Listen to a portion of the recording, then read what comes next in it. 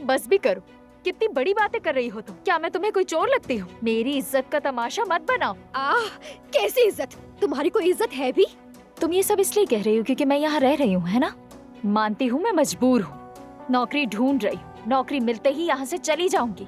हाँ बिल्कुल, मैं इस वक्त मोहताज जरूर हूँ, मगर इसका मतलब ये नहीं कि मैं चोरी कर लूँ। ठीक है, अच्छा तो फिर तुम्हारे कमरे में ही देख लेते हैं, पता चल जाएगा कि तुम चोर हो या नहीं। चलो देखते हैं तुमने कहाँ छुपाए हैं। अभी पता चल जाएगा कि ये एलिफ रुक चोर जाओ, है। कहाँ जा रही हो? एक मेरी चोर बात है। तो मैं सुनो। झूठ नहीं बोल रही हूँ।